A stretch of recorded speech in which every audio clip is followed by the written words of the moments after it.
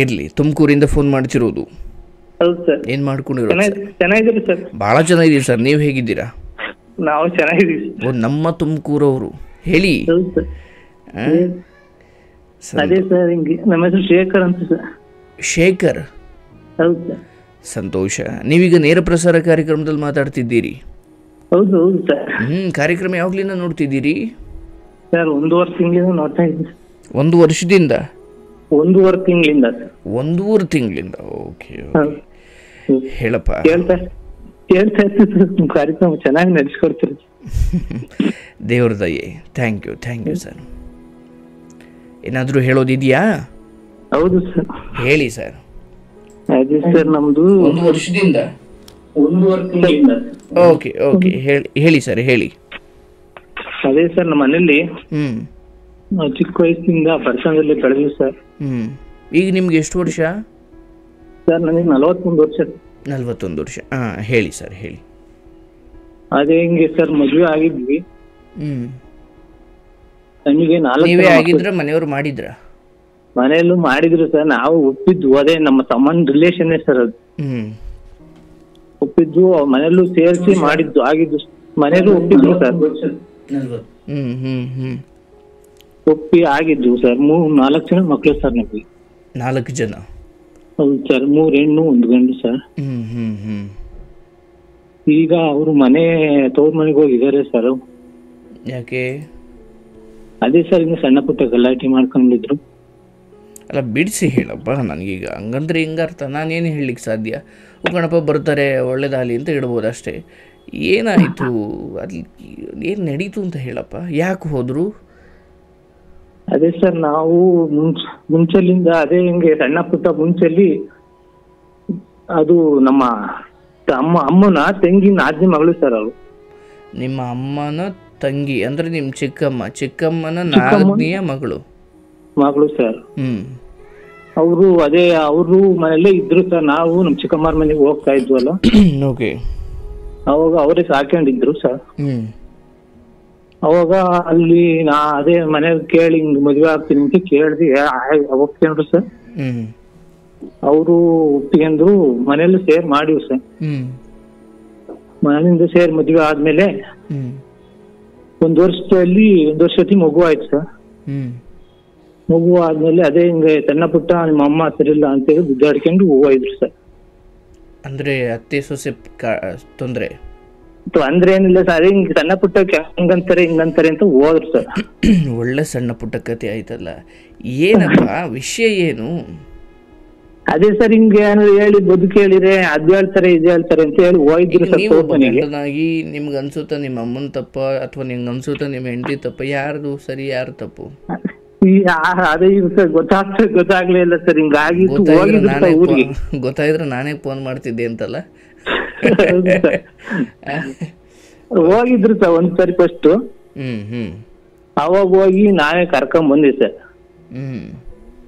ಈ ಕರ್ಕೊಂಬಂದು ಇನ್ನೂ ಒಂದ್ ಮಗು ಆಗತಕ್ಕ ಇದ್ರು ಸರ್. ಓಕೆ, 2ನೇ ಮಗು ಆಗತಕ್ಕ ಇದ್ರು. ನಡೀತಾ ಇದ್ರು. ಇನ್ನೊಂದ್ಸರಿ ನಮ್ಮ ತಂದೆಯರು ಏನೋ ಅಂದ್ರು ಅಂತ ಹೇಳಿ ಅವಾಗ ಒಂದ್ಸರಿ ಹೋದ್ರು ಸರ್. ಈ ಅಂದ್ರೆ ಡೈರೆಕ್ಟ್ ನಿಮ್ಮ ನಿಮ್ಮೂರಿಂದ ಅವ್ರೂರಿಗೆ ಡೈರೆಕ್ಟ್ ಬಸ್ ಅವ? ಇಲ್ಲ, ಅದೇ ಇದು ಆಟೋಗಳಿದಾವೆ ಸರ್. ಒಳ್ಳೆ ಕತೆ. ಮೊದಲು ನೀವು ಆಟೋದನ್ನು ಸರಿ ಮಾಡಬೇಕು. ಈಗ ಬಂದ್ರೆ ತಾನೇ ನಾನು ಮುನ್ಸ್ಕೊಂಡು ಹೊಂಟಾಗ ನನಗೆ ಕರೆಕ್ಟಾಗಿ ಆಟೋ ಸಿಕ್ಕಿರೇ ಸರಿ. ಇಲ್ಲ ಅಂದರೆ ಕಾದು ಕಡೆಗೆ ಮನೆಗೆ ವಾಪಸ್ ಬರೋದು. ಯಾಕೆ ಹೇಳಿದೆ? ಸುಮ್ಮನೆ ಹೇಳಿದೆ. ಇರಲಿ, ಹೇಳವ. ಸರ್, ಹಿಂಗಾಗಿ 2ನೇ ಸರಿ ಹೋದ್ರು. ಪಂಚಾಯತ್ಗೆ ಮಾಡ್ಕೊಂಡು ಕರ್ಕೊಂಡ್ ಬಂದ್ರು ಸರ್. ಅಲ್ಲೂ ಹಿಂಗ್ ಗಲಾಟೆ ನಮ್ಮೇಲೆ ಹೆಂಗ್ ಬೇಕು ಹಂಗೆ ಅಂದ್ರು ಸರ್. ಅವ್ರು ಅಂದು ಕರ್ಕೊಂಬಂದು ಈಗ ಮತ್ತಿರ್ಗ ಇದೆ ಸಣ್ಣ ಪುಟ್ಟ ನನ್ ಮೇಲೆ ನೀನ್ ಸರಿ ಇಲ್ಲ ಅಂತ ಈಗ ಹೋಗಿದ್ದಾರೆ. ಅಂದ್ರೆ ಇಷ್ಟಿನ ತನಕ ಅತ್ತೆ ಸರಿ ಇಲ್ಲ, ಈಗ ನೀವೇ ಸರಿ ಇಲ್ಲ ಅಂತ ಹೋಗಿದ್ದಾರೆ. ನೀವೇನ್ ಮಾಡುದ್ರಿ? ಅದೇ ಸರ್, ಹಿಂಗೆ ಸಣ್ಣ ಪುಟ್ಟ ಗಲಾಟೆಗಳಿಗೆ ಸರ್ ಹೋಗ್ತಾ ಇರ್ತಾರ. ಹಂಗಾಗ್ಬಿಟ್ಟಿದ್ದು. ಈಗ 3ನೇ ಸರಿ ಹೋಗ್ಯಾರೆ. ಕರಿಯೋದು ಬೇಡ ಅಂತ ಅನ್ಸಿದ್ದೆ ಸರ್. ಅದಕ್ಕೆ ನಿಮ್ಗೆ ಕೇಳ ಫೋನ್ ಮಾಡಿದ್ದೆ. ಅಂದ್ರೆ ಈಗ ನೆಮ್ಮದಿಯಾಗಿದ್ದೀರಾ? ಇದೀವಿ ಸರ್. ಏನ್ ನೆಮ್ಮದಿ ಸರ್, 3 ಮಕ್ಳು ಬಿಟ್ಟು ಹೋಗಿದ್ದಾರೆ. ಐಶ್ವರ್ಯ. ಮಕ್ಕಳು ಬಿಟ್ಟು ಹೋಗಿದ್ದಾರೆ. ಮಕ್ಕಳು ಎಷ್ಟು ವಯಸ್ಸಿನವರು? ಸರ್ ಫಸ್ಟ್ PU ಒಬ್ಳು ಇದೆಯಳು, ಫಸ್ಟ್ PU ಸರ್ ಒಬ್ಳು. Okay okay. ಒಬ್ಳು ಸೆಕೆಂಡ್ PU ಇದು 9th ಸರ್, 7ನೇಳು. ಆಮೇಲೆ 3ನೇಳು 7ನೇ ಕ್ಲಾಸ್. ಅವರು ರಪ್ಪರು ಫಸ್ಟ್ ರಪ್ಪ ಅವ್ರ ತಂದೆಯರು ನಮ್ಮ ಹೆಂಗಸರು ತಂದೆಯರು. ಇವ್ರೊಬ್ರೇ ಬಾಮ ಇದು ಒಬ್ನೇ ಅವ್ನ ಅಂಗಡಿಗೆ ಹೋಗೋನು ಸರ್, ಅದಕ್ಕಾಗಿ ಅಲ್ಲೇ ಸೇರ್ಸಿದ್ದೆ ಅವ್ರನ್ನ. ಈಗಲೂ ಇದೆಯಾ? ಅವ್ರದ್ದು ಅಲ್ಲೇ ಇದಾರೆ ಸರ್. ಅವಳು ಇದ್ದಾಳೆ 3ನೇಳು. ಮಗ 5ನೇ ಕ್ಲಾಸ್ ಇಲ್ಲಿ ನಂತಲ್ಲೇ ಇದ್ದಾನೆ ಸರ್. ಹಿಂಗಾಗಿತ್ತು. ಅದೇ 3ನೇ ಸರಿ ನಮ್ಗೂ ಕರಿಯಕ್ ಏನನ್ನ ಬೇರೆ ಅವಾಗ ಆಸಲಿ ಕರಿಯಕ್ ಹೋದಾಗ್ಲೇ ಬೇಜಾರಾಗಿದ್ರು. ಬೇಜಾರು ಏನೇನ್ ಬೇಕು ಹೆಂಗ ಬೇಕು ಕೆಟ್ಟ ಮಾತ್ರ ಬೈದ್ರಲ್ಲ, ಬೇಜಾರಾಗಿ ನಾನು ಹೋಗ್ತಿರ್ಲಿಲ್ಲ ಸರ್. ಅಲ್ಲೇ ಕರ್ಕೊಂಡ್ ಬಂದಾಗ್ಲಿಂದ ಹೋಗಿರ್ಲಿಲ್ಲ ಸರ್ 1 10 ವರ್ಷ ಅವ್ರ ಮನೆಗೆ. ಅವ್ರು ಬರೋರು ಹೋಗೋರು, ಅವ್ರಿಗೇನ್ ತೊಂದ್ರೆ ಮಾಡಿರ್ಲಿಲ್ಲ ಸರ್. ಅವ್ರು ಬರೋರು, ನಮ್ಮ ಮನೆಯವ್ರಿಗೂ ಕಳಿಸ್ತಾ ಇದ್ದೆ ಏನಾರ ಕಾರ್ಯಕ್ರಮ ಇದ್ರೆ. ಹಲೋ ಹೇಳಪ್ಪ. ಕಳಿಸ್ತಿದ್ದೆ ಸರ್. ಅದಕ್ಕೆ ಹೋಗಿ ಬರೋರು ಎಲ್ಲ ಚೆನ್ನಾಗೇ ಇದ್ರು ಸರ್. ಆಮೇಲೆ ಮಕ್ಕಳು ಈಗ ಹೊಸ್ಕೆ ಅಂತ ಪುಷ್ಪವತಿ ಅಂತ ಹೊಸ್ಕೆ ಮಾಡ್ತಾರ ಸರ್, ಅವಕ್ಕೂ ಬಂದು ಅವರು ಮಾಡ್ಕೊಂಡೆಲ್ಲ ಹೋಗಿದ್ರು ಸರ್. ಹಿಂಗಾಗಿ ಈಗ ಗುದ್ದಾಡ್ಕೊಂಡು ಹೋಗಿದ್ದಾರೆ ಸರ್. ಬಟ್ ಈಗ ಪ್ರತಿ ಸಲ ಹೋದಾಗಲೂ ನೀವೇ ಬಲವಂತವಾಗಿ ಕರ್ಕೊಂಡು ಬಂದಿದ್ದ, ಅಥವಾ ಕೋಪಾರೆಗಳಿಗೆ ಆಮೇಲೆ ಬರ್ಲಿಕ್ಕೆ ಹಾಕಿನೂ ಮುಂದಾಗ್ತಾಳೆ ಬರುವಂತಹ ಮನಸ್ಥಿತಿ ಇದೆಯಾ ಅವ್ರಿಗೆ ಅಂತ? ಈಗಲ ಸರ್ ಯಾವಾಗಲಾದರೂ ಸರಿ ನೀವು ಕರೀದೇ ಹೋಗಿದ್ರು ಒಂದಷ್ಟು ದಿನ ಆದ್ಮೇಲೆ ಬರುವಂತಹ ವ್ಯಕ್ತಿತ್ವನ? ಇಲ್ಲ ಸರ್, ಅದೇ ಪಂಚಾಯತಿ ಮಾಡ್ಕೊಂಡು ಕರ್ಕೊಂಡ್ ಬಂದಿದ್ದು ಸರ್ ಹಾಸನಲ್ಲಿ. ಈ ಮುಂಚೆ ಪಂಚಾಯತಿ ಮಾಡಿದವರೆಲ್ಲ ಎಲ್ಲೋದ್ರಿ ಈಗ? ಇಲ್ಲ ಸರ್, ಎಲ್ಲ ಹೋಗಿದ್ದಾರೆ. ಹಾಗಾಗಿ ನಾವು ಹೋಗ್ತಿರ್ಲಿಲ್ಲ ಸರ್, ಪಂಚಾಯತಿ ಮಾಡಿ ಕರ್ಕೊಂಡ್ ಬಂದಿದ್ದು. ಅವಾಗ 1 10 ವರ್ಷ ಚೆನ್ನಾಗೇ ಇದ್ರಲ್ಲ ಸರ್. ಅವಾಗ್ಲಿಂದ ನಾವೇನು ಅವ್ರ ಊರಿಗೆ ಹೋಗ್ತಿರ್ಲಿಲ್ವಲ್ಲ. ಯಾಕೆ ಅವ್ರ ಊರಲ್ಲಿ ಅದೇ ಸರ್ ಹಿಂಗೇನ ಬೈದಿದ್ರಲ್ಲ, ಹಂಗಾಗಿ ಬೇಜಾರಾಗಿ ಹೋಗ್ತಿರ್ಲಿಲ್ಲ. ಅವರೆಲ್ಲ ಬರೋರು, ಇವ್ರು ಹೋಗೋರು, ಮಕ್ಳು ಮರಿ ಇವ್ರ ಮನೆಯವರು ನಮ್ಮ ಮನೆಯವರು ಎಲ್ಲ ಹೋಗರಲ್ರಿ ಸರ್. ನಾನೊಬ್ಬ ಹೋಗ್ತಿರ್ಲಿಲ್ಲ ಸರ್. ಬೇಜಾರಾಗಿ ಏನನ್ನ ಕೆಟ್ಟ ಮಾತಂದಿದ್ರು ಅವು ಪಂಚಾಯತ್ನಲ್ಲಿ ಅಂತಾನು ಇಂತಾನು ಅಂತ ಬೇಜಾರಾಯ್ತು ಸರ್. ಹಂಗಾಗಿ ಹೋಗ್ತಿರ್ಲಿಲ್ಲ ನಾನು. ಅವರೆಲ್ಲ ಬರೋರು ಸರ್. ಈಗ ನಿಮ್ ತಾಯಿ ಏನ್ ಹೇಳ್ತಾರಪ್ಪ? ತಾಯಿ ಅದೇ ಸರ್, ಇನ್ನು ಕರಿಯಕ್ ಹೋಗಕ್ಕೆ ನನಗೆ ಬೇಜಾರಾಗಿ ಅವ್ರು ಕರ್ಕೊಂಡ್ ಬರೋಣ ಅಂತಾರೆ. ನಾನೇ ಬೇಡ, ನಾಳೆ ಯೋಚಿಸ್ತೀನ ಕರಿಯೋದಮ್ಮ ಅಂತ ಹೇಳಿ ಹೋಗಿಲ್ಲ ಸರ್. ಹೋದಾಗಲೆಲ್ಲ ಅವ್ರ ತಂದೆ ತಾಯಿ ತಂದು ಬಿಡೋ ಪ್ರಯತ್ನ ಅಥವಾ ಸರಿ ಮಾಡುವ ಪ್ರಯತ್ನ ಅವ್ರ ತಂದೆ ತಾಯಿ ಮಾಡಲ್ವಾ? ಇಲ್ಲ ಸರ್, ಅವ್ರ ತಾಯಿನೇ ಅಂತ ಹಂಗೆ ಅವರೇ ಹೇಳ್ಕೊಡ್ತಿರೋದು ಸರ್. ನಾನು ಬೇರೆ ಮನೆ ನಮ್ಮ ಮನೆ ಸರ್, ನಿನ್ ತಮ್ಗ್ ಒಂದಿಲ್ರು ಬೇರೆ ಮನೆನ ಮಾಡಿ ಅಂತ ಬೇರೆ ಕೈಲಲ್ಲಿ ಹೇಳ್ಕೊಂತಾರೆ ಸರ್. ಹಂಗಾಗಿ ನಮ್ ತಂದೆ ತಾಯಿ ನಮ್ ತಾಯಿ ಕರಿಬೇಕು ಅನ್ಸುತ್ತೆ ಅಂತ ಇದಾರೆ. ನಾನೇ ಅದ್ 3 ಸರಿ ಏನ್ ಕರಿಯೋದಮ್ಮ, 3 ಸರಿ ಹೋಗಿರೋದು. ಅವ್ರು ಕರ್ಕೊಂಡ್ ಇನ್ನೂ ಇದಾಗುತ್ತೆ ಹೇಳ್ತಾ ಇದೀನಿ. ಅದಕ್ಕೆ ನಿಮ್ ಮಾತು ಒಂದ್ಸರಿ ಕೇಳೋಣ ನೋಡೋಣ ಮಾಡ್ತೀವಿ.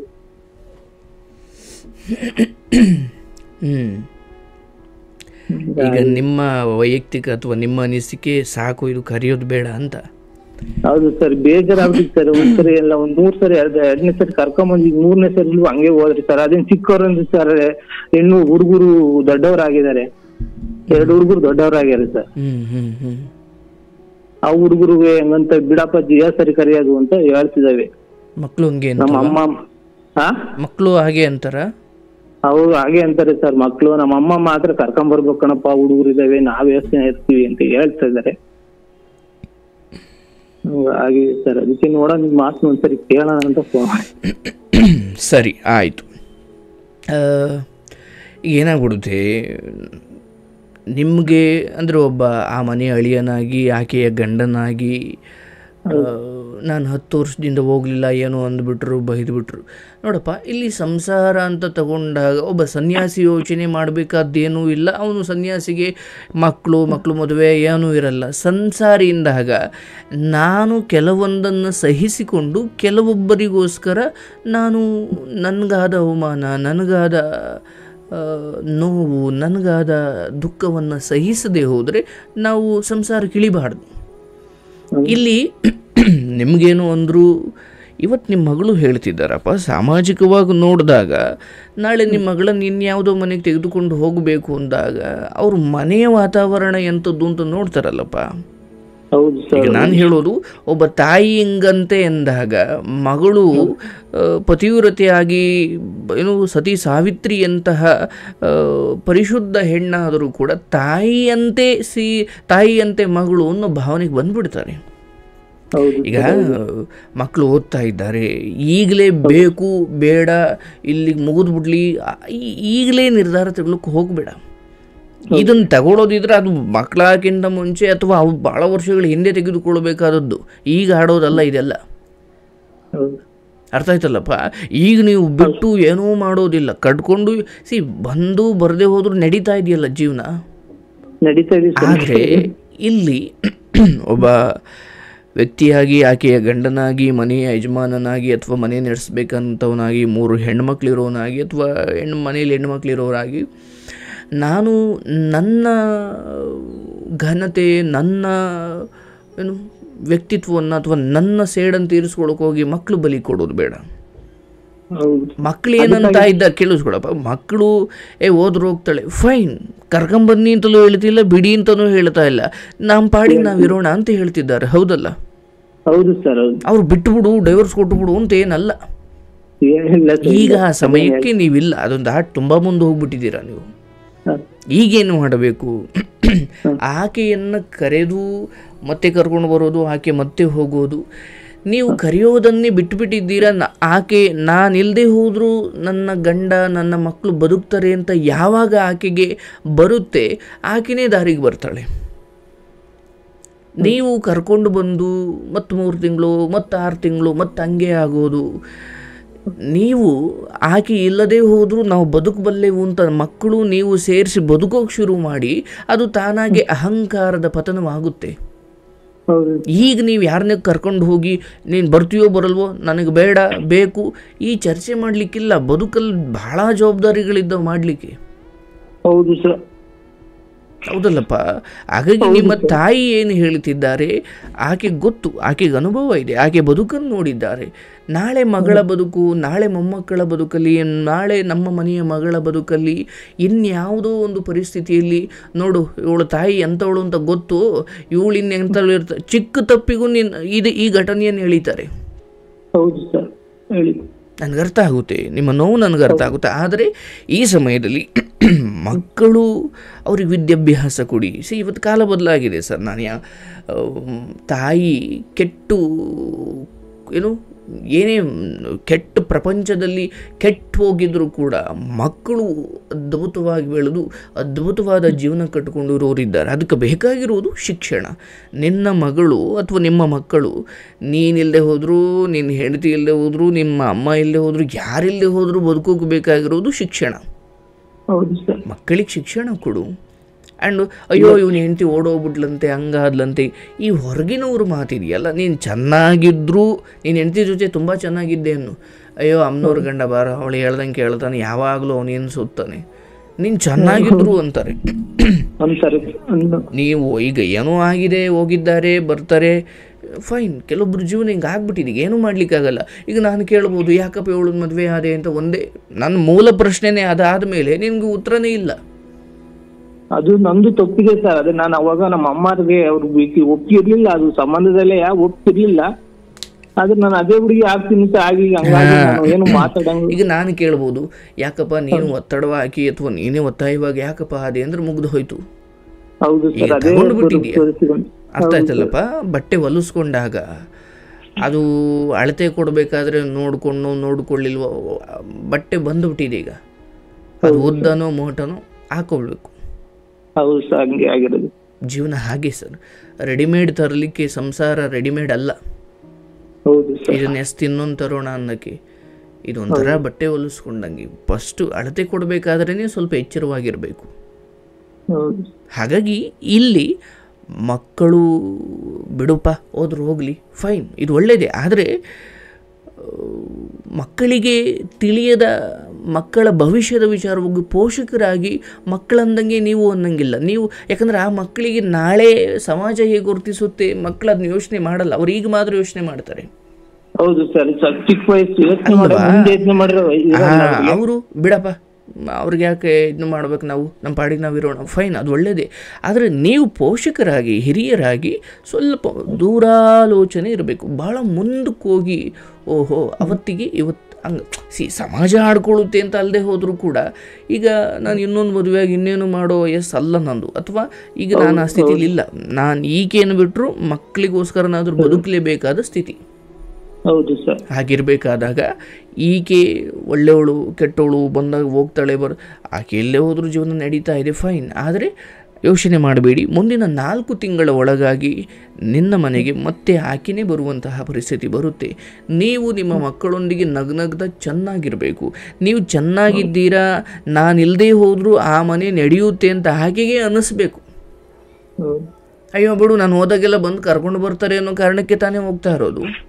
ಹೌದು ಸರ್, ಅದಕ್ಕಾಗಿ ನಾವು ಕರಿಬಾರ್ದು ಬೇಡ, ನಾನು ಅದನ್ನೇ ಹೇಳ್ತಾ ಇದ್ದೀನಿ. ಈಗ ನೀನು ಅದನ್ನು ಬಿಟ್ಟು ಬಿಡು ಅಂತ ನಾನು ಹೇಳ್ತಾ ಇಲ್ಲ, ಆದರೆ ಅದನ್ನು ಕರೆಯೋ ಪ್ರಯತ್ನವನ್ನು ಈಗ ನೀನು ಮಾಡಬೇಡ. ಹೌದು, ನಿಮ್ಮ ತಾಯಿಗೆ ಹೇಳು, ಅಮ್ಮ ನಾನು ಆಕೆಯನ್ನು ಡೈವರ್ಸ್ ಮಾಡಿ ಆಕೆಯನ್ನು ಬಿಟ್ಟು ಇನ್ನೇನು ಮದುವೆ ಆಗ್ತೀನಿ ಅಂತ ಹೇಳ್ತಾ ಇಲ್ಲ, ನನ್ನ ಪ್ರಯತ್ನ ಅಲ್ಲಿಗೆ ಮುಕ್ತಾಯ ಆಗ್ತಾ ಇದೆ ಅಷ್ಟೇ. ಆಕೆ ಬರಲಿ ಅಂತ ನನಗೆಷ್ಟು ಆಸೆ ಇದೆಯೋ ಅಥವಾ ಸಂಸಾರ ಮಾಡಬೇಕು ಅನ್ನೋದು ಆಸೆ ಇದೆಯೋ ಆಕೆಗೂ ಇರಬೇಕಲ್ಲ ಅದು. ಆಕೆಗೆ ಇದೆಯೋ ಇಲ್ವೋ ಅಂತ ಚೆಕ್ ಮಾಡಲಿಕ್ಕೆ ಇದೊಂದು ಸುಸಂದರ್ಭ. ಯಾಕಂದರೆ ಕಳೆದ ಈ ಹಿಂದೆ ಎಲ್ಲ ಆಕೆ ಓದ್ಲು, ಸ್ವಲ್ಪ ದಿನ ಕಾದ್ರಿ, ನೀವೇ ಹೋದ್ರಿ, ನ್ಯಾಯ ಮಾಡಿದ್ರಿ, ಕರ್ಕೊಂಡು ಬಂದ್ರಿ. ಬಟ್ ಈ ಬಾರಿ ನೀವು ಹೋಗದೆ ಹೋದ್ರೆ ಏನಾಗುತ್ತೆ ಅಂತ ಒಂದ್ಸತಿ ತಿಳ್ಕೊಳ್ಳಿ. ಇನ್ನು ಉಳಿದಿರೋದು ಅದೊಂದೇ ದಾರಿ, ಹೌದಲ್ಲ? ನಾನು ಹೋಗಿ ಕರ್ಕೊಂಡು ಬಂದಾಗ ಮತ್ತೆ ಯಾವುದೋ ಚಿಕ್ಕ ವಿಚಾರಕ್ಕೆ ಹೋಗ್ತಾರೆ ಅನ್ನೋದಾದರೆ, ನಾನು ಹೋಗದೆ ಹೋದಾಗ ಆಕೆ ನಿರ್ಧಾರ ಏನಿರುತ್ತೆ, ಅಲ್ಲೇ ಶಾಶ್ವತವಾಗಿ ಇದ್ದು ಬಿಡ್ತಾಳ ಅಥವಾ ಮಕ್ಕಳಿಗೋಸ್ಕರನಾದರೂ ಅವರೇ ನ್ಯಾಯ ಪಂಚಾಯತಿ ಮಾಡಿ ಕಳಿಸ್ತಾರ, ಅದನ್ನೂ ಒಂದು ನೋಡ್ಬಿಡಿ. ಹೌದಲ್ಲಪ್ಪ? ಈಗ ದಯವಿಟ್ಟು ಕರೆಯೋಕ್ಕೂ ಹೋಗಬೇಡ, ನಿನ್ನ ಪಾಡಿಗೆ ನಿನ್ನ ನಗ್ನಗ್ತಾ ಇರಯ್ಯ. ನಿಮ್ಮ ಮಕ್ಕಳಿದ್ದಾರೆ ನೋಡಿ, ಅಮ್ಮ ಹೋದ್ರೋಗ್ಲಿ, ನಾವು ಚೆನ್ನಾಗಿರೋಣ ಅಂತ. ಅಂದರೆ ಮಕ್ಕಳಿಗೆ ಆ ಬುದ್ಧಿ ಕೊಡೋದಿದೆಯಲ್ಲ, ಭಗವಂತ ನಿನ್ನ ಮೇಲೆ ಕರುಣೆ ತೋರಿಸಿದ್ದಾನೆ.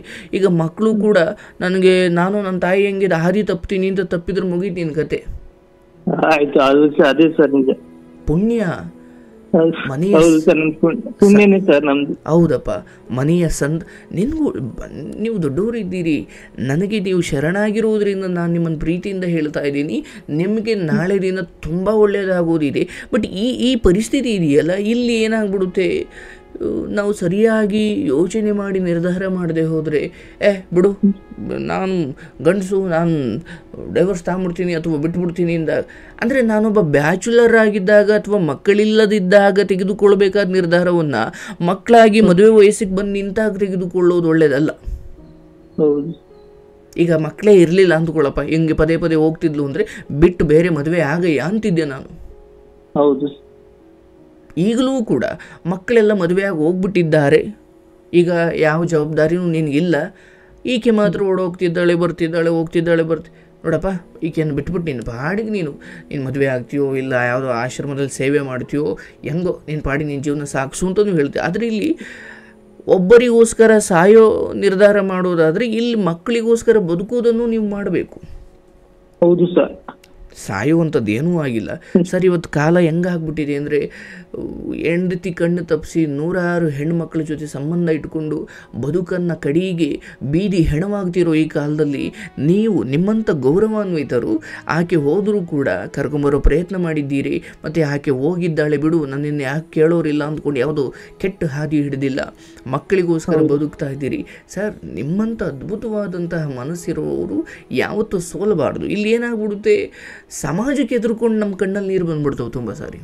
ಹೌದು ಸರ್, ಅದಕ್ಕಾಗಿ ಮಕ ಎತ್ತಿ ಮಾತಾಡಕ್ಕಾಗಲ್ಲ ಸರ್. ಫ್ರೆಂಡ್ ಜೊತೆಗೆಲ್ಲ ಇರ್ತೀವಲ್ಲ, ಕೆಲ್ಸಕ್ಕೆ ಹೋಗ್ತೀವಲ್ಲ, ಮಾತಾಡಕ್ಕೆ ಒಂಥರ ಅಂಜಿಕೆ ಆಯ್ತು. ಅರ್ಥ ಆಗುತ್ತೆ. ನಾನು ಹೇಳ್ತೀನಿ, ನಿಮ್ಮ ಹಿಂದೆ ವೈಯಕ್ತಿಕವಾಗಿ ನೀವು ಯಾವಾಗ ಫೋನ್ ಮಾಡಾದರೂ ಮಾತಾಡಿ, ನಾನಿದ್ದೀನಿ, ನಾನು ಮಾತಾಡ್ತೀನಿ. ಆದರೆ ನಾನು ಹೇಳೋದು, ದಯವಿಟ್ಟು ಯಾವಾಗಾದರೂ ಒಮ್ಮೆ ಆಕೆ ನನ್ನ ಜೊತೆ ಮಾತಾಡಲಿಕ್ಕೆ ವ್ಯವಸ್ಥೆ ಆದರೆ ಮಾಡಿಕೊಡಿ. ಇಲ್ಲ ಸರ್, ಫೋನ್ ಕಾಂಟ್ಯಾಕ್ಟ್ ಇಲ್ಲ. ಸರಿ, ಅದಾಗದೆ ಹೋದ್ರು ಈಗ ನಾನು ಹೇಳೋದು, ನಿಮ್ಮ ಸ್ನೇಹಿತರ ಹತ್ರ ಮುಖ ತೋರದೆ ಹೋದರೆ ಅಥವಾ ನಿಮ್ಮ ಸ್ನೇಹಿತರು ನಿಮ್ಮನ್ನು ಚೆನ್ನಾಗಿ ಭಾವಿಸದೆ ಹೋದರೆ ನಿಮಗೆ ಹಸುವಾಗಲ್ಲ ಅಥವಾ ನಿನ್ನ ಮನೆಯಲ್ಲಿ ಏನೋ ನಷ್ಟ ಆಗುತ್ತೆ ಅಂತ ಏನಿಲ್ಲ. ಅವರು ಮಾತಾಡಿಸಿದ್ರು ಮಾತಾಡಿಸ್ದೆ ಹೋದ್ರು ನಿಮ್ಮ ಜೀವನ ನಡೆಯುತ್ತೆ. ಅದೇ ಹೌದಲ್ಲಪ್ಪ? ಹಂಗಂದ್ಕೊಂಡೆ ಸರ್, ಹುಡುಗರಿಗೋಸ್ಕರ ಸರ್. ದಯವಿಟ್ಟು ಸರ್, ಈ ಸರ್ ಬದುಕಿದೆಯಲ್ಲ ಸರ್, ಬಹಳ ಅಪರೂಪದ್ದು, ಪವಿತ್ರವಾದದ್ದು. ನಿಮ್ಮ ಮಗಳಿಗೋಸ್ಕರನೂ ಅಲ್ಲ, ನಿಮ್ಮ ಹೆಂಡತಿಗೋಸ್ಕರನೂ ಅಲ್ಲ, ನಿಮ್ಮ ತಾಯಿಗೋಸ್ಕರನೂ ಅಲ್ಲ.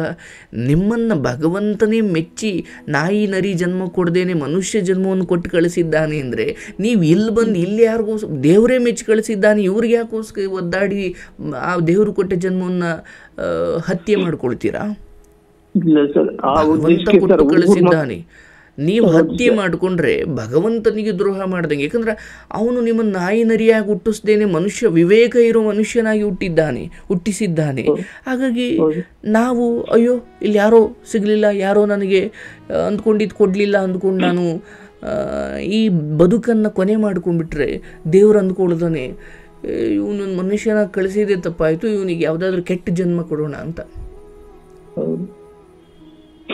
ತಂದೆ ತಾಯಿ ಮಕ್ಕಳು ನೋಡ್ಬೇಕು ಸರ್. ಅವ್ರು ಬಂಡೆ ಕಿಚ್ಚು ಹಾಕಿದಾರೆ ಸರ್, ನಮ್ಮನ್ನೆಲ್ಲ ಹೋಗಲ್ಲ ಬಂಡೆ ಕೆಲಸ ಮಾಡ್ತಾರೆ ಸರ್, ಜಲ್ಲಿ ಕಿಚ್ಚು ಹಾಕಿದ್ದಾರೆ. ಅವ್ರನ್ನಾರ ನೋಡ್ಬೇಕು ಸರ್. ಅದಕ್ಕಾಗಿ ನಿನ್ನಂಥ ಮಗ ಇದ್ರೆ ಸಾಕಪ್ಪ.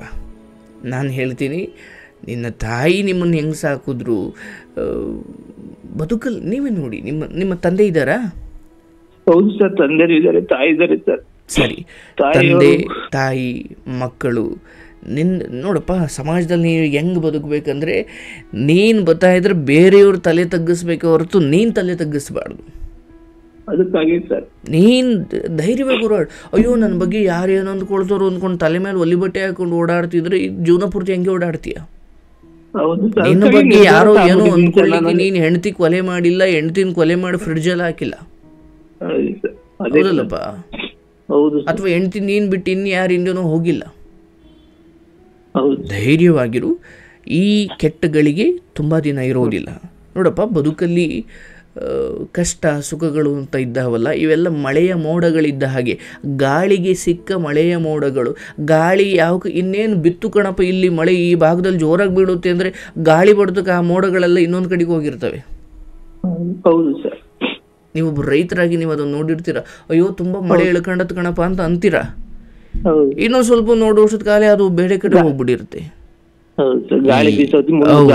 ಹೌದೌದು, ಮೋಡಗಳನ್ನ ಇನ್ನೊಂದು ಕಡೆ, ಅದನ್ನೇ ತೇಲೋ ಮೋಡಗಳು ಅಂತ ಕರೀತಾರೆ. ಅಥವಾ ಅವು ಇನ್ನೊಂದು ಕಡೆ ಹೋಗಿ ಎಲ್ಲಿ ಯೋಗವಿರುತ್ತೋ ಅಲ್ಲಿ ಮಳೆ ಬೀಳುತ್ತೆ ಒಂದರ್ಥ. ಇನ್ನೊಂದು ಇನ್ನೇನು ಬೀಳ್ತು ಅಂತ ಅಂದ್ಕೊಂಡಿರ್ತೀವಿ, ಅದು ಬೀಳಲ್ಲ. ಹಾಗೆ ಬದುಕಲ್ಲಿ ಕಷ್ಟ ಸುಖಗಳು, ಅಥವಾ ನಾನು ರಾಜ ಅಂತ ಮೆರಿತಾ ಇರೋರು, ಅಥವಾ ಅಯ್ಯೋ ನನ್ನ ಬದುಕು ಮುಗಿದೋಯ್ತು ಅಂತ ದುಃಖದಲ್ಲಿರೋರು ಇಬ್ಬರೂ ಅರ್ಥ ಮಾಡ್ಕೊಳ್ಬೇಕು.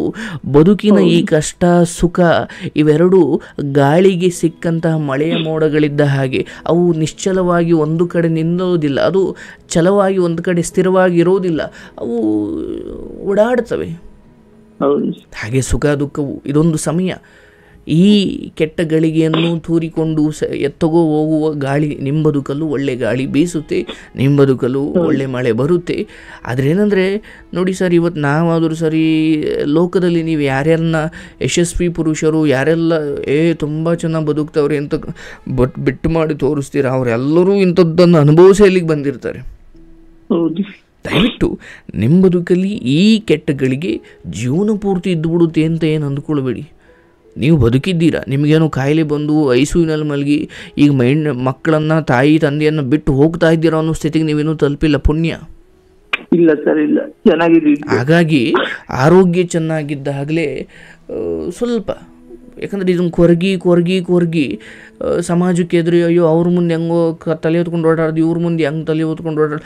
ಎಲ್ಲರ ಮನೇಲೂ ಏನೋ ಒಂದು ಇದೆ, ಎಲ್ಲರೂ ನರಳ್ತಾ ಇರೋರೆ. ಈ ಜಗತ್ತಲ್ಲಿ ನನಗೆ ಇನ್ನೇನೂ ಇಲ್ಲಪ್ಪ, ಎಲ್ಲ ಚೆನ್ನಾಗಿದ್ದೀನಿ ಅನ್ನೋನು ಯಾರಿದ್ದಾನೆ? ಯಾರೂ ಇಲ್ಲ.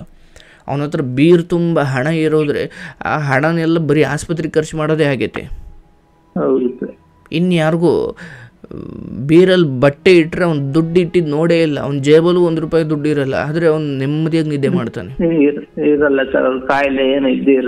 ಹೌದಲ್ಲಪ್ಪ? ಹಾಗಾಗಿ ಎಲ್ಲವೂ ಸರಿ ಇರೋದು ಈ ಜಗತ್ತಲ್ಲಿ ಏನೂ ಇಲ್ಲ. ಎಲ್ಲದರಲ್ಲೂ ಒಂದು ಏನೋ ಕೊರತೆ, ಒಂದು ದೋಷ ಇದ್ದೇ ಇದೆ. ಧೃತಿಗೆಡಬೇಡ. ಮಕ್ಕಳಿದ್ದಾರೆ, ಮಕ್ಕಳು ಇಲ್ದೇನೆ, ತಂದೆ ತಾಯಿನೂ ಇಲ್ದೇನೆ ದೇವ್ರ ಅನಾಥನಾಗಿಸಿಲ್ಲ. ಕಣ್ಣು ಮುಂದೆ ಮಕ್ಕಳಿದ್ದಾರೆ, ಎತ್ತವರಿದ್ದಾರೆ. ಯಾರೋ ಒಬ್ರಿಗೋಸ್ಕರ ಸಾಯೋದಕ್ಕಿಂತ ಈ ಉಳಿದಿರೋರಿಗೋಸ್ಕರ ಬದುಕುವ ನಿರ್ಧಾರ ಮಾಡು, ನಿನ್ನ ಜನ್ಮ ಸಾರ್ಥಕವಾಗುತ್ತೆ. ಆಯ್ತು ಸರ್. ಈಗ ನೀನು ಕರೆಯೋಕೆ ಹೋಗಬೇಡ, ನಿನ್ನ ಪಾಡಿಗೆ ನಿನ್ನ ಕೆಲಸ ಆಯಿತು, ನಿನ್ನ ಮನೆ ಆಯಿತು, ನಗ್ನಗ್ತಾ ಇರು. ನೀನೊಂದು ಮೂಲೆಯಲ್ಲಿ ಸಂಜೆ ಹೊತ್ತು ಎಲ್ಲ ಕೆಲಸ ಮುಗಿಸ್ಕೊಂಡು ಬರೋದು, ಎಲ್ಲ ಒಂದು ಮೂಲೆಯಲ್ಲಿ ಕೂತ್ಕೊಳೋದು, ಅಲ್ಲೆಲ್ಲ ಒಂದು ಕಡೆ ಅಳೋದು, ಅಥವಾ ಅಲ್ಲೆಲ್ಲ ಒಂದು ಕಡೆ ಒಂದು ಮುದ್ದೆ ಇಟ್ಟು ಉಂಡ್ಬಿಟ್ಟು ಎಲ್ಲೋ ಒಂದು ಕಡೆ ಮನೆ ಕಾಣೋದು, ಒಬ್ಬರ ಜೊತೆ ಮನೆಯಿಂದ ಮಾತಾಡಬೇಕು. ಹೌದು, ಅದು ಹುಡುಗರು ನೋಡಿರೋ ಅಟ್ಟೆ ಸರ್. ನಮ್ಮ ಅಮ್ಮ ಇದು ಶುಗರ್ ಇದೆ ಸರ್, ಹಂಗಾಗಿ ಅವರು ಹುಡುಗರು ಕಳ್ಸೋದು ಎಲ್ಲ ಅವ್ರದೇ ಸರ್. ಹುಡುಗರು ಇನ್ನು ಈಗ ಕಲಿತದೆ ಅಡಿಗೆ ಪಡಿಗೆ, ಹಂಗಾಗಿ ಒಂಥರ ಅವೆಲ್ಲ ನೋಡಿದಾಗ ಒಂಥರ ಅನ್ಸುತ್ತಿತ್ತು, ಜೀವನ ಇದು ಹಿಂಗಾಯ್ತಲ್ಲ ನಮ್ದು ಆಗುತ್ತೆ ಸರ್. ನಾವು ಯಾವುದನ್ನು ಬೇಕು ಅಂತ ಕೇಳ್ಕೊಂಡು ಬಂದಿಲ್ಲ ಸರ್, ಯಾವುದು ಬರುತ್ತೋ ಅದನ್ನು ಸ್ವೀಕರಿಸಬೇಕು. ನೀವೇನು ಹೇಳ್ತಾ ಇದ್ದೀರಿ, ಅಥವಾ ನಿಮಗೆ ಆ ಪರಿಸ್ಥಿತಿ ಏನು? ನಿಮ್ಮ ತಾಯಿ ಈ ಸಮಯದಲ್ಲಿ ಕೂತು ಇಷ್ಟು ವರ್ಷ ಕಷ್ಟಪಟ್ಟು ಬಂದಿದ್ದಾರೆ, ಇಲ್ಲಿ ಸೊಸೆಯಿಂದ ಸ್ವಲ್ಪ ಬಂಡೆಲ್ ಜಲ್ಲಿ ಚಿಪ್ಸ್ ಹಾಕಿದ್ದಾರೆ ಸರ್ ನಮ್ಮನ್ನೆಲ್ಲ. ನನ್ನ ತಂಗಿಯರು ಇಬ್ರು, ನಾನೊಬ್ಬ, 3 ಜನ. ನಮ್ಮಪ್ಪ ಒಂಚೂರು ಡ್ರಿಂಕ್ಸ್ ಮ್ಯಾನ್ ಸರ್, ಅವ್ರು ಡ್ರಿಂಕ್ಸ್ ಮಾಡ್ತಾರೆ. ಹಂಗಾಗಿ ಅಂತದ್ರಲ್ಲೂ ನಮ್ಮನ್ನೆಲ್ಲ ಸಾಕಿ ಲಾಸ್ಟಿಗೆ ಕುತ್ಕೊಂಡ್ ತಿನ್ನ ಟೈಮಾಗ ಅವ್ರಿಗೆ ಎಲ್ಲ ಬಟ್ಟೆ ತೊಳೆ ಹುಡುಗರದು ಎಲ್ಲ ಅವ್ರದೇ ಬಿದ್ದಿತ್ತು ಸರ್. ಹಂಗಾಗಿ ಅದೆಲ್ಲ ನೋಡಿದಾಗ ಒಂದೊಂದ್ಸಲ ಬೇಜಾರಾಗ್ತಿದೆ. ಇರಲಿ, ನನಗೆ ಅರ್ಥ ಆಗುತ್ತಪ್ಪ. ಆದರೆ ಆ ತಾಯಿ ತನ್ನ ಏನು ಮಣ್ಣಿಗೆ ಹೋಗುವ ಕೊನೆ ಕ್ಷಣದವರೆಗೂ ಬೇಕಾದ್ರೆ ನಿನಗೋಸ್ಕರ ದುಡಿತಲ್ಲಪ್ಪ, ದುಡಿತಾರೆ ಸರ್. ಅದಕ್ಕಾಗಿ ಸರ್ ನೋಡಿರ್ಬಟ್ಟು ರೀತಿ ಸರ್, ಒಂದ್ಸರಿ ನೀನು ಅವ್ರಿಗೋಸ್ಕರ ಬದುಕಬೇಕು. ಹೌದು, ನಾನು ಹೇಳ್ತೀನಲ್ಲ, ಅವ್ರಿಗೆ ಎದ್ದೇಳಕ್ ಆಗ್ತಿಲ್ಲ ಅಂದಾಗ್ಲೂ ಬೇಕಾದ್ರೆ ನಿಧಾನಕ್ಕೆ ತೆವ್ಕೊಂಡು ಅಡುಗೆ ಮನೆಗೆ ಹೋಗಿ ನಿಮ್ಗೆ ಅಡುಗೆ ಮಾಡಿಕ್ತಾರೆ. ಹೌದು, ಯಾಕಂದ್ರೆ ಅದನ್ನೇ ತಾಯಿ ಮಾಡ್ತಿರೋದೇ ಅವರು ಸರ್. ಇವಾಗ ಆ ಕಾರಣಕ್ಕೆ ಆಕೆಯ ಆ ನೆನಪುಗಳನ್ನು ಬಿಟ್ಟು ಯಾರು ನಿನ್ನ ಜೊತೆ ಇದ್ದಾರೋ ಅವರೊಂದಿಗೆ ಚೆನ್ನಾಗಿರು. ಈಗ ಮನುಷ್ಯ ಏನು ಮಾಡ್ತಾನೆ, ದೂರದವರು ಯಾರು ದೂರ ಇದ್ದಾರೆ, ಅವರು ಅಮೇರಿಕದಲ್ಲಿದ್ದಾರೋ ತವ್ರ ಮನೇಲಿದ್ದಾರೋ, ಒಟ್ಟಿನಾಗ ಹತ್ರ ಇಲ್ಲ, ಕೈ ಚಾಚಿರ್ ಸಿಗಲ್ಲ, ದೂರ ಇದ್ದಾರೆ, ಅವ್ರ ಮೇಲಿನ ಪ್ರೀತಿಗೋಸ್ಕರ, ಅವ್ರ ಮೇಲಿನ ನೆನಪಿಗೋಸ್ಕರ ಈ ಕೈ ಚಾಚಿರ್ ಸಿಗುವಂತಹ ಹೆಂಡತಿ ಅಥವಾ ತಾಯಿ ಮಕ್ಕಳು ಇವರು ನಿಮಗೆ ಕೈ ಚಾಚಿರ್ ಸಿಗ್ತಾರೆ. ನೀವು ಅವ್ರನ್ನ ಪ್ರೀತಿಸ್ಬೋದು, ಒಪ್ಕೊಳ್ಬೋದು, ಅವ್ರನ್ನ ಆಶೀರ್ವಾದ ತಗೊಳ್ಬೋದು. ಬಟ್ ದೂರದಲ್ಲಿ ಸಿಗದೇ ಇರೋರ್ಗೋಸ್ಕರ ನಾನು ಕೈ ಚಾಚೋರ್ನ ಇಲ್ಲೇ ಹತ್ರ ಇರೋರನ್ನ ಮರ್ತು ಬಿಡ್ತೀನಿ. ಇದು ಬದುಕಲ್ಲ. ಹೌದು ಸರ್, ನಿಮ್ಮ ದೂರದಲ್ಲಿ ನಿಮ್ಮ ಮನೆ ಪಕ್ಕದಲ್ಲಿ ಯಾರೋ ಒಬ್ಬ 2 ಲಕ್ಷ ರೂಪಾಯಿದು ಒಂದು ಜೋಡಿ ಎತ್ತು ತಂದಿದ್ದಾನೆ, ಎಷ್ಟು ಚೆನ್ನಾಗಿದ್ದಾವೆ. ಆದರೆ ಆ ಎಷ್ಟೇ ಚೆನ್ನಾಗಿರಲಿ ಅದು ನಿಮ್ದಲ್ಲ. ಹೌದು ಸರ್, ನಿಮ್ಮ ಮನೆಯಲ್ಲಿ ಸಣ್ಣ ಒಂದು ಎತ್ತು, ಸಣ್ಣ ಒಂದು ಹಸು, ಯಾವುದೋ ಒಂದು ಸಣ್ಣ ಅಷ್ಟು ಬಡಕಲಾಗಿರೋ ಒಂದು ಹಸು, ಅದು ಬಡಕಲಾಗಿರಲಿ ಏನೇ ಆಗಿರಲಿ ನಿಮ್ಮದು ಅಂತ ಅನ್ನಿಸ್ಕೊಂಡಿದೆ, ಅದು ಮಾತ್ರ ನಿಮ್ಮದು. ಅದನ್ನು ಮಾತ್ರ ನೀವು ನಿಮ್ಮ ಮನಸ್ಸೋ ಇಚ್ಛೆ ಪ್ರೀತಿಸ್ಬೋದು, ಅದರಿಂದ ಕೆಲಸ ಮಾಡಿಸ್ಕೊಳ್ಬೋದು. ಪಕ್ಕದ ಮನೆಯವು ಅದೆಷ್ಟೇ ಚೆನ್ನಾಗಿರಲಿ, ಇಲ್ಲೇ ಪಕ್ಕದಲ್ಲೇ ಇರಲಿ, ಆದರೆ ಅವು ನಿಮ್ಮವಲ್ಲ. ಹಾಗಾಗಿ ದೂರದಲ್ಲಿ ಹಾರಾಡ್ತಾ ಇರೋ ಪಕ್ಷಿಯನ್ನು ನೋಡಿ ಅಯ್ಯೋ ಆ ಪಕ್ಷಿ ಆಗಬಾರ್ದಿತ್ತ ಅನ್ನೋದಕ್ಕಿಂತ ಈಗ ನನ್ನ ಹತ್ರ ಇರೋ ಪಕ್ಷಿ ಅದು ಪುಕ್ಕ ಇಲ್ವೋ ರೆಕ್ಕೆ ಇಲ್ವೋ ಅದು ನನ್ನ ಹತ್ರ ಅಂತ ಏನಿದೆ, ನಂದು ಅಂತ ಏನಿದೆ ಅದನ್ನು ಅನುಭವಿಸ್ಬೇಕು. ಹಾಗಾಗಿ ಅಲ್ಲೆಲ್ಲೋ ಇರೋ ಹೆಂಡತಿಗೋಸ್ಕರ ಇಲ್ಲೇ ಕೈ ಚಾಚಿರೆ ಪಕ್ಕದಲ್ಲಿ ಸಿಗುವಂತಹ ಮಕ್ಕಳು, ಅಪ್ಪ ಅಮ್ಮ, ಇವರನ್ನು ಗೊತ್ತಿಲ್ಲ ನಾಳೆ ಬೆಳಿಗ್ಗೆ ಯಾರು ಇರ್ತಾರೋ ಯಾರು ಇರಲ್ವೋ. ಹೌದು ಸರ್, ಹೋದ್ಮೇಲೆ ಅಯ್ಯೋ ಹೋಗ್ಬಿಟ್ಟಲ್ಲವ, ಹೋದ್ಮೇಲೆಲ್ಲ ಅಳೋದು. ಇದ್ದಾಗ ಅವ್ರು ಬೇಗ ಹೋಯ್ತಾರೋ ನಾವು ಬೇಗ ಹೋಯ್ತೀವೋ ಯಾರಿಗೆ ಗೊತ್ತು. ದೂರದಲ್ಲಿರೋರ್ಗೋಸ್ಕರ ಅಳ್ಕೊಂಡು ಸಮಯ ಸರ್ ಹೆಂಗೆ ಹೋಗ್ತಾ ಇದೆ ಅಂದರೆ, ಈಗ ನೋಡಿ ಪ್ರತಿದಿನ ಸಂಜೆ ಸೂರ್ಯ ಮುಳುಗುತ್ತಾನೆ. ಆ ಸೂರ್ಯ ಮುಳುಗಬೇಕಾದಾಗ ಒಂದೇ ಅರ್ಥ ಮಾಡ್ಕೊಳ್ಳಿ, ಆ ಸೂರ್ಯ ಸುಮ್ಮನೆ ಮುಳುಗುತ್ತಾ ಇಲ್ಲ, ನಿನ್ನ ದಿನದ 24 ಗಂಟೆ ಸಮಯವನ್ನು ತಗೊಂಡು ಮುಳುಗುತ್ತಾವನು. ಅಂದರೆ ನೀನು ಸಾವಿಗೆ 24 ಗಂಟೆ ಹತ್ತಿರ ಆಗ್ತಿದೆಯಾ? ಹೌದು ಸರ್, ಹೌದು. ಸೂರ್ಯ ಮುಳುಗಬೇಕಾದ್ರೆ ಒಬ್ಬ ಜ್ಞಾನಿ ಅಂದ್ಕೊಳ್ತಾನಂತೆ, ಈ ಸೂರ್ಯ ಒಬ್ಬನೇ ಮುಳುಗ್ತಾ ಇಲ್ಲ, ನಮ್ಮೆಲ್ಲರ ಒಂದು ದಿವಸದ ಆಯಸ್ಸನ್ನು ತಗೊಂಡು ಮುಳುಗ್ತಾವನೆ. ಹೌದು ಸರ್. ಹಾಗಾಗಿ ನರಳುತ್ತಾ ಕೂರೋದು ಬೇಡ. ನನಗೆ ನಂಬಿಕೆ ಇದೆ, ಈ ದಿನ ನೀವು ನಿರ್ಧಾರ ಮಾಡಿ ಫೈನ್ ನಾನು ಕರೆಯೋಕೆ ಹೋಗಲ್ಲ, ಬಂದರೆ ಖಂಡಿತ ಕರ್ಕೊಳ್ತೀನಿ. ಯಾಕಂದರೆ ಬಂದರೆ ನಾನು ಹಳೇದನ್ನೆಲ್ಲ ತೆಗೆದು ಮತ್ತೆ ಜಗಳ ಮಾಡ್ಕೊಳ್ಳೋದು ಬೇಡ. ಹೌದು ಸರ್. ಕಾರಣ ಇಷ್ಟೇ, ನಿಮ್ಮ ಅಂತರಂಗದಲ್ಲಿ ಅದೆಷ್ಟೇ ದ್ವೇಷ ಇರಲಿ, ಎಷ್ಟೇ ಕೋಪ ಇರಲಿ, ಮಕ್ಕಳಿಗೋಸ್ಕರ ಅಂತ ಬಂದಾಗ ನಾವು ಕೆಲವೊಮ್ಮೆ ನಮ್ಮ ಸೇಡುಗಳನ್ನು ಮರೆಮಾಚಿಕೊಳ್ಬೇಕಾಗುತ್ತೆ. ಅದೇ ಸರ್, ಅದು ಮಕ್ಕಳು ನೋಡಲ್ಲ ಸರ್, ಅಂತ ಕಠಿಣವಾದ ಇದು. ಬರ್ತಾರೆ, ಅದಕ್ಕೂ ಸಮಯ ಬರುತ್ತೆ, ಯೋಚನೆ ಮಾಡಬೇಡಿ. ಎಲ್ಲಿಯವರೆಗೂ ತವ್ರ ಮನೆಯ ಬಾಗಿಲು ಓಪನ್ ಇರುತ್ತೆ ಅಲ್ಲಿಯವರೆಗೂ ನೀವು ನೆನಪಾಗಲ್ಲ. ಹೌದು ಸರ್. ಅಲ್ಲೇ ಒಂದು ದಿವಸ ಬೇಡದವಳಾಗಿದಾಗ ಗಂಡನ ಮನೆ ನೆನಪಾಗುತ್ತೆ. ಅದೂ ದಿನ ಬರುತ್ತೆ. ನೆನಪಾಡಿ ನೀನು ನಿನ್ನ ಮನೇಲಿ ಗಟ್ಟಿಯಾಗಿರು. ಆಯ್ತು ಸರ್. ಒಳ್ಳೇದಾಗಲಿ. ನಗ್ನಗ್ತಾ ಇರಪ್ಪ. ನಾನು ಹೇಳೋದು, ನೀವು ಯಾವ ತಾಯಿ ಎತ್ತ ಮಗನು, ಆದರೆ ನಿಮ್ಮ ತಾಯಿಯ ಕಷ್ಟ, ಅಯ್ಯೋ ನಮ್ಮ ತಾಯಿ ನಮ್ಮನ್ನು ಅಷ್ಟು ಕಷ್ಟಪಟ್ಟು ಸಾಕಿದ್ರು, ಒಬ್ಬ ಮಗ ಹಿಂಗೆ ಹೇಳಿದಾಗ ನೀವು ಒಳ್ಳೆ ಗಂಡ ಆದರೂ ಇಲ್ವೋ ಗೊತ್ತಿಲ್ಲ, ಆದರೆ ಒಳ್ಳೆ ಮಗ ಅಂತೂ ಆದ್ರಿ. ಭಗವಂತನ ಕೃಷ್ಣನ ಅನುಗ್ರಹ ನಿನಗಿರಲಿ. ನಿಮಗೆ ಭಗವಂತ ತುಂಬ ಒಳ್ಳೇದು ಮಾಡಲಿ. ನಿಮ್ಮ ಮಕ್ಕಳು ಕೈ ತಪ್ಪದ ಹಾಗೆ, ಇಲ್ಲಿ ಈ ದೂರದಲ್ಲಿರೋರ ಬಗ್ಗೆ ಯೋಚನೆ ಮಾಡಿಕೊಂಡು ಮಕ್ಕಳು ಕೈ ತಪ್ಪೋದ್ಮೇಲೆ ಆಮೇಲೆ ಮತ್ತೆ ಕೆಡೋದು ಬೇಡ. ಇಲ್ಲ ಸರ್. ಅವರೆಲ್ಲರ ಜೊತೆ ನಗ್ನಗ್ತಾ ಸಂತೋಷವಾಗಿರಿ. ಕಾಲವೇ ಎಲ್ಲವನ್ನು ಸರಿ ಮಾಡುತ್ತೆ. ಮನುಷ್ಯ ಪ್ರಯತ್ನ, ನಾನೇ ಸರಿ ಮಾಡ್ಕೊಳ್ಳೋಕೆ ಹೋಗ್ತೀನಿ, ನನ್ನಿಂದ ಆಗ್ತಾ ಇಲ್ಲ ಅದು ಅಂದಾಗ ನಾವು ಅದನ್ನು ಕಾಲಕ್ಕೆ ಬಿಟ್ಬಿಡ್ಬೇಕು. ಹೌದಲ್ಲಪ್ಪ? ಈಗ ನೀವು ನಿಮ್ಮ ಊರಿನ ಪಕ್ಕದಲ್ಲಿರೋ ಒಂದು ಕೆರೆಯ ನೀರು, ಅಲ್ಲಿ ಯಾರೋ ದಡದಲ್ಲಿ ಎಮ್ಮೆ ತೊಳೆದಿದ್ದಾರೆ, ನೀರೆಲ್ಲ ಕೆಸರಾಗ್ಬಿಟ್ಟಿದೆ, ಈಗ ನೀರು ಕುಡಿಬೇಕು, ಈಗ ಕೆಸರಾಗ್ಬಿಟ್ಟಿದೆ, ನನಗೆ ಒಂದು ಚೊಂಬಷ್ಟು, ಒಂದು ಲೋಟದಷ್ಟು ನೀರು ಬೇಕು, ಅಷ್ಟನ್ನು ಮಾತ್ರ ನಾನು ನೀರು ಮಕ್ಕೊಂಡು ಏನೋ ಬಟ್ಟೆಯಲ್ಲಿ ಸೋಸಿನೋ ಏನೋ ಮಾಡ್ಕೊಂಡು ಶುದ್ಧ ಮಾಡ್ಕೊಂಡೆ. ಬಟ್ ಆ ಇಡೀ ತೊರೆ ಶುದ್ಧವಾಗಬೇಕು ಅಂದರೆ ನಾನೊಂದು ಲೋಟದಲ್ಲಿ ಸೋಸೋದ್ರಾಗಲ್ಲ. ಹೌದು ಸರ್. ಅದನ್ನು ನನ್ನ ಕೈಲಿ ಆಗಲ್ಲ ಅಂದಾಗ ಏನು ಮಾಡ್ತೀವಿ, ಸ್ವಲ್ಪ ಸಮಯ ಕೊಡ್ತೀವಿ, ಕಾಲಕ್ಕೆ ಬಿಡ್ತೀವಿ. ಅದೇ ಆ ಕೊಳೆಯೆಲ್ಲ ಕೆಳಗಡೆ ಇಳಿದು ತಿಳಿ ನೀರು ಮಾತ್ರ ಮೇಲೆ ನಿಂತ್ಕೊಡುತ್ತೆ. ಇಲ್ಲಿ ನಾವೇನು ಮಾಡ್ದು, ಏನೂ ಮಾಡಲಿಲ್ಲ, ಸ್ವಲ್ಪ ಸುಮ್ಮನಿದ್ದು ಅಷ್ಟೇ, ಕಾಲವೇ ಎಲ್ಲ ಮಾಡ್ಕೊಳ್ತು. ಅದೇ ಸರ್, ನಾವೇ ಮತ್ತೆ ಇದು ಮಾಡಕ್ ಹೋದ್ರೆ ಅದು ಮತ್ತೆ ಗಬ್ಬ ಆಗೋದು, ಮತ್ತೆ ಗಬ್ಬ ಆಗುತ್ತೆ. ಕೆಲವೊಮ್ಮೆ ಮನುಷ್ಯ ಪ್ರಯತ್ನ ಮಾಡಬೇಕು, ಅದು ಸರಿ ಹೋಗ್ಲಿಲ್ವಾ ಅಥವಾ ಯಾಕೋ ಆಗ್ತಾ ಇಲ್ಲ ಅಂದಾಗ ಅದನ್ನು ಸಮಯಕ್ಕೆ ಬಿಟ್ಬಿಡ್ಬೇಕು. ಆ ಬಿಡಲಿಕ್ಕೆ ಒಂದು ದೊಡ್ಡ ತಾಳ್ಮೆ ಬೇಕು. ನಾಳೆನೇ ಆಗ್ಬಿಡ್ಬೇಕು ಅಂದಾಗ ಅದು ಸಮಯ ನೀವು ಹೇಳ್ದಂಗೆ ಕೇಳಲ್ಲ. ಅದು ಅದಕ್ಕೆ ಅಂತ ಒಂದು ಸಮಯ ಬರುತ್ತೆ. ಸೊಸೆ ಅತ್ತೆಯನ್ನು, ವಯಸ್ಸಾಗಿರೋ ಅತ್ತೆಯನ್ನು ಕಾಲಲ್ಲಿ ಒದ್ದಾಗ ಆಕೆಗೆ ಗೊತ್ತಿಲ್ಲ, ನಿಧಾನವಾಗಾದರೂ ನನಗೂ ಈ ಗತಿ ಬರುತ್ತೆ ಅಂತ. ಹೌದು ಸರ್, ಅವ್ರಿಗೂ ವಯಸ್ಸಾಗ್ತದೆ. ಆಕೆ ಏನು ಅನ್ಕೊಂಡ್ಬಿಡ್ತಾಳೆ, ನನ್ಗೀಗ ನನ್ನ ಮಕ್ಕಳವರೇ ಎಲ್ಲ ನನ್ನನ್ನು ಚೆನ್ನಾಗಿ ನೋಡ್ಕೊಳ್ತಾರೆ, ಈ ಅತ್ತೆಯನ್ನು ಒದ್ದ ಹಾಕ್ಬಿಡೋಣ ಅಂತ ಒದಿತಾಳೆ. ಅವಳಿಗೆ ಗೊತ್ತಿಲ್ಲ, ನಾಳೆ ಬೆಳಿಗ್ಗೆ ಅವಳು ತಪ್ಪಿಸ್ಕೊಳ್ಬೋದು, ಮುಂದಿನ 10 ವರ್ಷನೂ ಅವಳಿಗೆ ಏನೂ ಆಗದೆ ಇರ್ಬೋದು.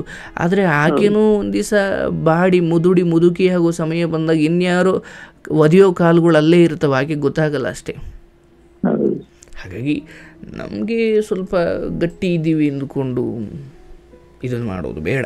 ಇರಲಿ, ನೀವು ನಗ್ನಗ್ತಾ ಆರೋಗ್ಯ ಕಾಪಾಡ್ಕೊಳ್ಳಿ. ಒಂದು ತಿಂಗಳಾದ ಮೇಲೆ ಕರೆ ಮಾಡಿ ಪರಿಸ್ಥಿತಿ ಏನಿದೆ ಅಂತ ಹೇಳಿ ಅವತ್ತಿಗೆ ಮಾತಾಡೋಣ. ಬಟ್ ಈಗ ನಿಮ್ಮ ಆರೋಗ್ಯ ಚೆನ್ನಾಗಿ ನೋಡಿಕೊಂಡು, ತಾಯಿಗೆ ಅಷ್ಟು ಇಷ್ಟು ಹೆಲ್ಪ್ ಮಾಡಿಕೊಂಡು, ಮಕ್ಕಳನ್ನು ಸ್ವಲ್ಪ ಅವ್ರನ್ನ ನಿಯಂತ್ರಣಕ್ಕೆ, ಅವ್ರನ್ನ ಪ್ರೀತಿಯಿಂದ ನಿಯಂತ್ರಿಸುತ್ತಾ ಅವ್ರಿಗೆ ಶಿಕ್ಷಣ ಕೊಡ್ತಾ, ಆಕೆ ಇಲ್ಲೇ ಅಂದರೆ ನನಗೆ ಮದುವೆನೇ ಆಗಿಲ್ಲ ಅಥವಾ ನಾವು ಬಾಲ್ಯದಿಂದಲೂ ಹಿಂಗೇ ಇದ್ದೀವಿ, ನಮ್ಮ ಕೆಲಸ ನಾವು ಮಾಡ್ಕೊಳ್ಳೋದು ಗೊತ್ತು ಅನ್ನೋ ಮಟ್ಟಿಗೆ ನೀವು ಚೆನ್ನಾಗಿರಿ. ಆಗ ನೀವು ಯಾರಿಗೂ ಉತ್ತರ ಕೊಡೋದು ಬೇಕಿಲ್ಲ. ಮತ್ತು ನಾನು ಹೇಳ್ತೀನಿ, ಮುಂದಿನ 5 ತಿಂಗಳಲ್ಲಿ ಆಕೆನೇ ಬರುವಂಥ ಒಂದು ಸ್ಥಿತಿ ಬರುತ್ತೆ, ನೋಡ್ತಾ ಇರಪ್ಪ. ನಿನಗೆ ಶುಭವಾಗಲಪ್ಪ. ಕೃಷ್ಣ.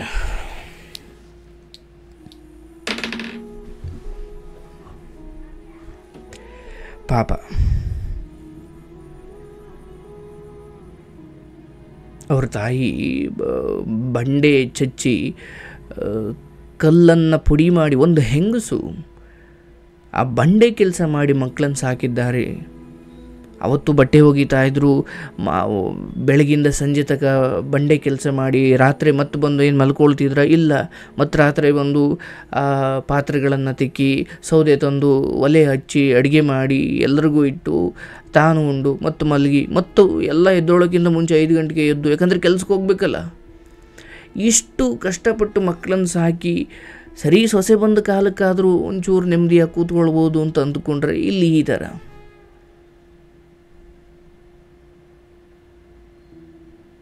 ಫೈನ್, ನಿಮಗೆ ಅತ್ತೆಯ ಜೊತೆ ಮನಸ್ತಾಪ ಇತ್ತಾ, ಜಗಳ ಇತ್ತಾ? ನೀವು ಆಕೆಯೊಂದಿಗೆ ಮಾತಾಡಬೇಡಿ, ಏನು ತೊಂದರೆ ಇಲ್ಲ. ಬಟ್ ಅವ್ರಿಗೆ ಮೊದಲು ಹೇಗೆ ಕೆಲಸ ಮಾಡ್ತಿದ್ರು ಅದೇ ಥರ ಈಗಲೂ ನೀವು ಕೆಲಸ ಮಾಡಿಸ್ತಾ ಇದ್ದೀರಾ. ಮತ್ತು ಅವ್ರಿಗೆ ಊಟ ಸರಿಗೆ ಇಕ್ತಾ ಇಲ್ಲ. ಸೊಸೆ ಮತ್ತಿನ್ಯಾಕೆ ಬರಬೇಕು ಸೊಸೆ? ಅಡುಗೆ ಮಾಡಲಿಕ್ಕೆ ಬರಬೇಕು ಅಂತ ಏನಿಲ್ಲ. ಅದೊಂದು ಹೆಣ್ಣಿನ ಆಗಮನ ಮನೆಗೆ ದೀಪ ಹಚ್ಚಿದ ಹಾಗೆ, ಕತ್ತಲೆಯ ಮನೆಯಲ್ಲಿ ದೀಪ ಹಚ್ಚಿದ ಹಾಗೆ. ನೀವು ಮಕ್ಕಳು ವಯಸ್ಸಿಗೆ ಬಂದು ಕಾಲೇಜ್ ಹೋಗೋ ಹಂತಕ್ಕೆ ಬಂದರೂ ನಾವು ಇನ್ನೂ ಹೊಸ್ದಾಗಿ ಮದುವೆ ಆಗಿರೋರ ಥರ ಮನೆ ಬಿಟ್ಟು ಹೋಗೋದು, ಅದು ಇದು ಒಳ್ಳೇದಾಗಲ್ಲ. ಇದು ಇವಾಗ ತವರು ಮನೆಯವರು ಈಗ ಇಲ್ಲಿ ನೋಡಿ, ತವರು ಮನೆಯವರು ಕೂಡ ಇಲ್ಲಿ ಬಹಳ ಅರ್ಥ ಮಾಡ್ಕೊಳ್ಬೇಕು.